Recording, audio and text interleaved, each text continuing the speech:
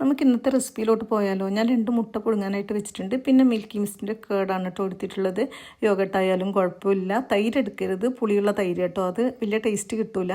എടുക്കുന്നതിന് കുഴപ്പമൊന്നുമില്ല, എനിക്കത് ടേസ്റ്റായിട്ട് തോന്നിയിട്ടില്ല കേട്ടോ. മുട്ട പുഴുങ്ങിയെടുക്കുന്ന സമയത്തിൽ നല്ലോണം വെന്ത് പോകരുത്. പിന്നെ അതിൻ്റെ ഒരു പകുതി വേവാണ് കേട്ടോ. ഒരു 3 മിനിറ്റോളം വേവിച്ചാൽ മതി. അതിൻ്റെ വെള്ളം മാത്രം വെന്ത് കിട്ടിയാൽ മതി, അതിൻ്റെ ഉണ്ണി വേവരുത്. അതിനുശേഷം ഒരു പ്ലേറ്റിലോട്ട് 2 സ്പൂണ് കേടാണ് ഇട്ട് കൊടുക്കുന്നത്. അതിനിപ്പോൾ നിങ്ങൾക്ക് യോഗട്ടാണെങ്കിൽ അത് ഇതേപോലെ ഇട്ട് കൊടുക്കുക കേട്ടോ.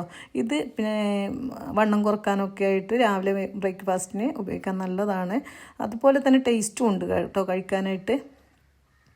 പിന്നെ നമുക്ക് വയറൊക്കെ നന്നായിട്ട് നിറഞ്ഞോളും. അതിൻ്റെ തൊലി കളഞ്ഞിട്ട് നമ്മൾ ഈ മുട്ട ഇതേപോലെ വെച്ച് കൊടുത്തിട്ട് ഒന്ന് പൊട്ടിച്ച് കൊടുക്കുക കേട്ടോ, ഒരു സ്പൂണ് വെച്ചിട്ട്. അപ്പോൾ അതങ്ങനെ പൊട്ടി വരും. പിന്നെ ആവശ്യത്തിനുള്ള ഉപ്പും കുരുമുളക് പൊടിയും ഇട്ട് കൊടുക്കുക. ചില്ലി ഫ്ലെക്സ് വേണമെങ്കിൽ അത് ഇട്ട് കൊടുക്കാൻ. അതെൻ്റെ അടുത്ത് ഇല്ലാത്തതുകൊണ്ടാണ്. അതും കൂടി ഉണ്ടെങ്കിൽ നല്ല ടേസ്റ്റാണ് കേട്ടോ ഇത് കഴിക്കാനായിട്ട്. എന്നിട്ട് നമുക്ക് നന്നായിട്ട് മിക്സ് ചെയ്തിട്ട് കഴിക്കാം. നല്ല ടേസ്റ്റാണിത്. രാവിലെ തന്നെ ബ്രേക്ക്ഫാസ്റ്റിന് പകരമായിട്ടൊക്കെ നിങ്ങൾക്ക് ഉണ്ടാക്കി നോക്കുക. മക്കൾക്കും വലിയവർക്കൊക്കെ ഒരുപോലെ ഇഷ്ടമാവുന്നതാണ്. പിന്നെ എളുപ്പമാണല്ലോ ഉണ്ടാക്കിയെടുക്കാനായിട്ട്. ഇപ്പം ഓരോരോ റെസിപ്പിയല്ലേ, എത്ര പെട്ടെന്നാണ് ഉണ്ടാക്കിയെടുക്കാൻ പറ്റുന്നത്. നല്ല ട്രെൻഡിങ് റെസിപ്പിയാണല്ലേ ഇപ്പം വീഡിയോയിലൊക്കെ കാണിക്കുന്നത്. ഞാനിപ്പം ഇൻസ്റ്റയിൽ നോക്കിയിട്ട് തന്നെയാണ് കേട്ടോ കൂടുതൽ ഉണ്ടാക്കുന്നത്. അപ്പോൾ അത് നിങ്ങളുമായിട്ട് ഷെയർ ചെയ്യാമെന്ന് വിചാരിക്കും. അങ്ങനെ ഇടുന്നത്. ഞാൻ പിന്നെ ലോങ് വീഡിയോ ഒന്നും എടുക്കലില്ല ഇപ്പം കുറച്ചായിട്ട്. അപ്പോൾ ഇങ്ങനെയുള്ള ഒരു കുഞ്ഞു വീഡിയോ ഒക്കെ എടുത്തു കഴിഞ്ഞാൽ നമുക്ക് വീഡിയോ ഇടാം, നമുക്ക് കഴിക്കുകയും ചെയ്യാമല്ലോ എന്നുള്ള രീതിയിലാണ് കേട്ടോ ഉണ്ടാക്കുന്നത്.